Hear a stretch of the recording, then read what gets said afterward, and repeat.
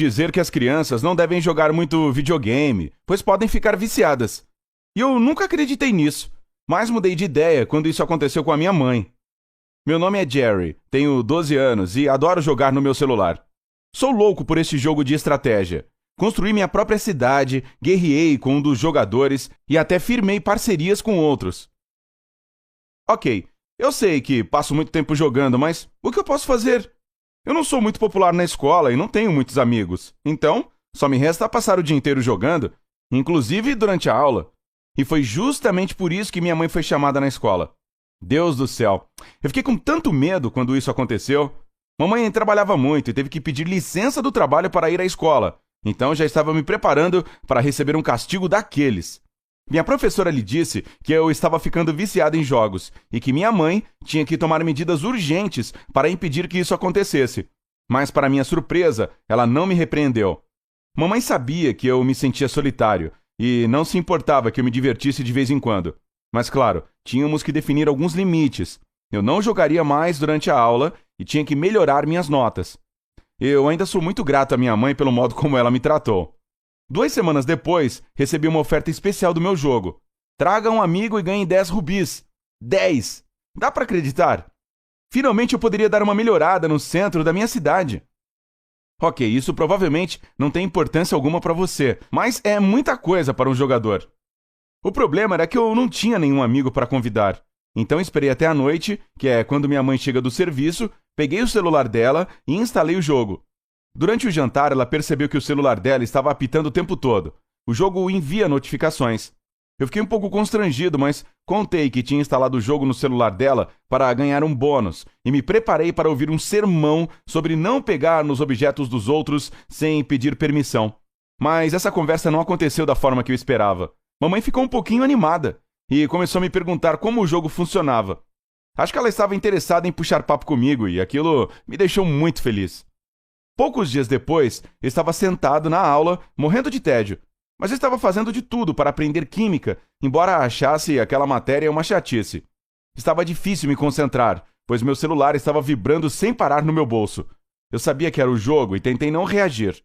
Eu tinha prometido para minha mãe. Mas em determinado ponto, minha paciência se esgotou. Peguei o celular e vi um monte de mensagens no jogo. E eram todas da minha mãe. Ela estava me pedindo alguns recursos.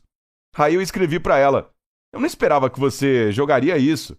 Ela respondeu: às vezes, essa é a forma mais interessante de passar o tempo. E depois de uma pequena pausa: vai me emprestar?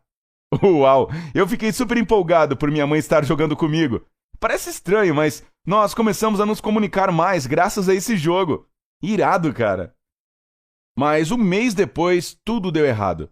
Minha mãe ficou gripada e os médicos pediram repouso absoluto pelo resto da semana. E aquela semana foi puxada, viu? Depois da aula, eu tinha que cuidar da minha mãe, fazer almoço, ir ao supermercado e cuidar da casa. Tudo sozinho. Eu sei que eu sou o único homem da casa e que é minha obrigação cuidar de tudo. Mas eu só tenho 12 anos, cara. Então, naturalmente, em 1 semana a nossa casa virou uma bagunça total.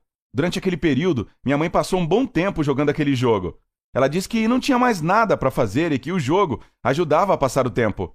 Aí eu pensei: beleza, por que não? Finalmente minha mãe se recuperou.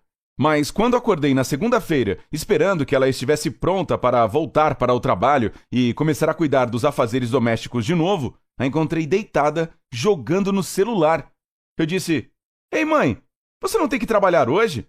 Mas ela respondeu que ainda não estava se sentindo bem e que ficaria em casa mais alguns dias.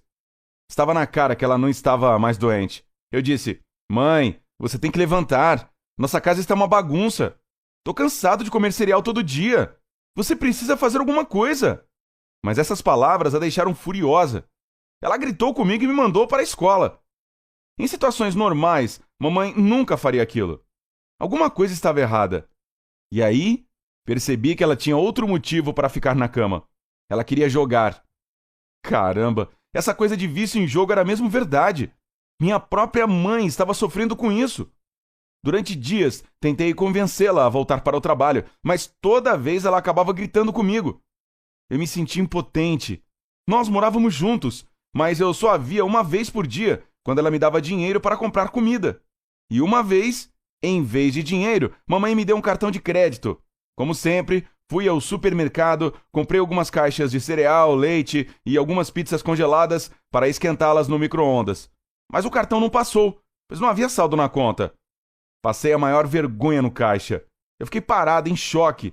Depois corri para casa. Quando cheguei, vi 2 homens parados na nossa porta. Eles me viram e se aproximaram aí e perguntaram: "Você é o Jerry, né? Nós trabalhamos com a sua mãe e parece que ela não está em casa. Por favor, entregue este cartão para ela." E foram embora. Mas minha mãe estava em casa sim. Só não quis atender os colegas dela. Eu sabia que aquela carta provavelmente era alguma notícia ruim. E estava certo. Ela dizia que minha mãe estava demitida, pois não aparecia no trabalho havia semanas. Eu não queria acreditar que minha mãe havia perdido o controle sobre a própria vida. Eu sabia que as coisas não poderiam continuar daquele jeito, mas não havia nada que eu pudesse fazer. Minha mãe precisava de ajuda, mas ela não me ouvia. Então, tudo o que eu pude fazer foi ir até a escola e contar tudo para minha professora. Ela me ouviu e me disse para ir para casa, que em pouco tempo eles resolveriam tudo. Mas eu não tinha ideia de como ela faria isso. À noite, a campainha tocou. Eu abri a porta e lá estava minha professora, com 2 estranhos mal encarados. Eles entraram e inspecionaram a casa. Eu fiquei com vergonha da bagunça, a casa estava terrível. Caixas de pizza empilhadas, cereal espalhado pelo chão, flores murchas no parapeito da janela. Aí os estranhos foram para o quarto da minha mãe. E minha professora me disse para arrumar minhas coisas, pois nós iríamos para a casa da minha tia naquele dia. Mas quando ela disse nós, pensei que éramos eu e minha mãe. Eu estava enganado. Ouvi minha mãe lutando com aqueles 2 homens e gritando. Eu fiquei assustado. Não sabia o que estava acontecendo.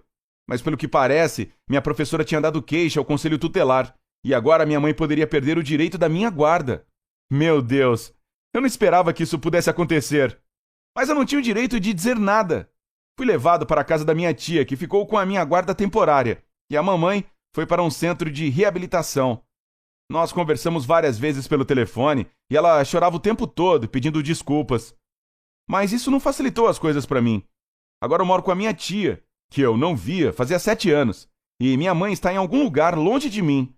Eu sinto culpa por estarmos separados. Afinal, eu não consegui trazê-la para a realidade. Fui eu quem contou tudo para a professora. E mais, eu que apresentei o jogo para a mamãe.